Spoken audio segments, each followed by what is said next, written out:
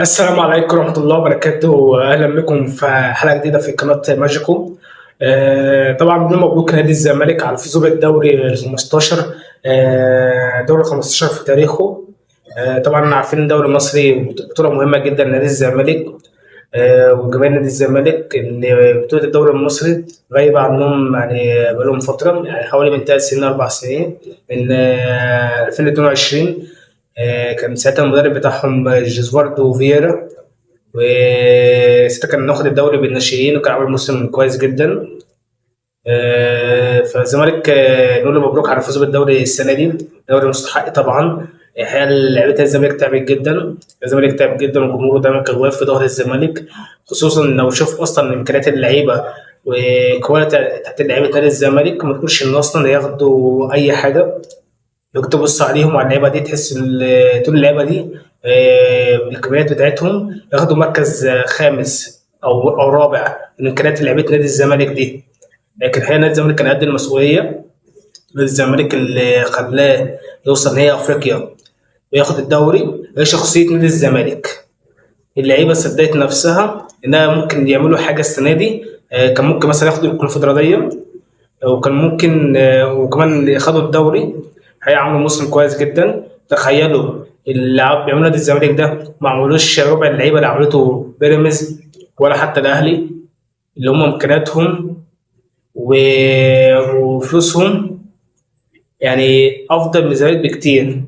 تخيل انت نادي الزمالك ياخد الدوري عن فرقتين مهمين جدا في الدوري المصري وفي افريقيا كلها، افضل فرقتين وافضل كسكواد في افريقيا، النادي الاهلي وبيراميدز، تاخد الدوري منهم. فدي تبقى حاجه كبيره جدا لنادي الزمالك وحاجه تحكي عليها سنين وسنين.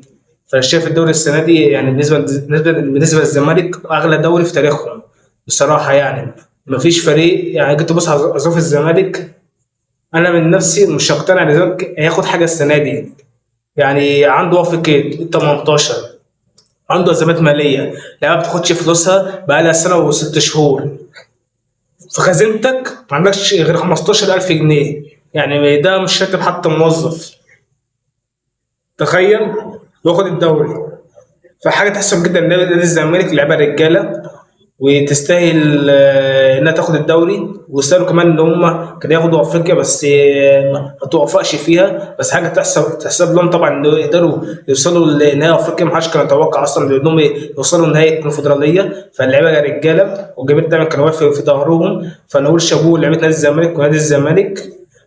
بالنسبه لترتيب الجدول، طبعا نادي الزمالك المركز الاول ب 56 نقطه، وبعديها نادي بيراميدز 54 نقطه، وبعديه النادي الاهلي المركز الثالث ب 53 نقطه. طبعا حاجه تحزن جدا طبعا بالنسبه للنادي الاهلي انه مش هيشارك في دوري ابطال افريقيا السنه الجايه زي كل سنه كان بيشارك فيها. هي حاجه تزعل جدا، يعني نفقد النادي الاهلي في دوري ابطال افريقيا. يعني بقاله 23 سنة كان بيشارك في أفريقيا، ما نزلش غير في الكونفدرالية غير مرة واحدة بس 2014، وقدر ياخد البطولة عشان هو كان هو النادي الأهلي. فكده طبعا حاجة زعل طبعا النادي الأهلي إنه فريق فريق كبير في دوري أبطال أفريقيا. فأكيد حاجة ما تبسطش لأي حد، حاجة تزعل طبعا.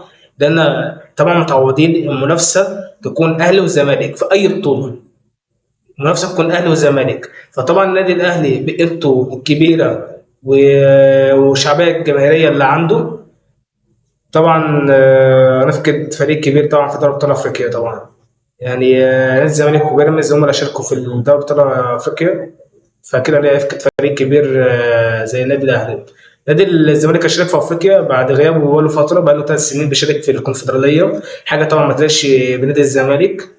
ففرصه كبيره ان الزمالك يشارك في دوري ابطال افريقيا ويقدر ياخدها باذن الله، وكمان عشان يقدر يشارك كاس عالم انديه اللي هو 2030. عشان يشارك كاس عالم انديه ان شاء الله اللي هو 2030 يكون داخل معنويا وياخد ابطال افريقيا اللي غاب عنه بقاله من 2002. ففرصه كبيره ان شاء الله انه ياخد دوري ابطال افريقيا بقى ويفرح جماهيره باذن الله. بس دي نهايه حلقتنا، فان شاء الله اشوفكم الحلقه الجايه باذن الله. السلام عليكم ورحمه الله وبركاته.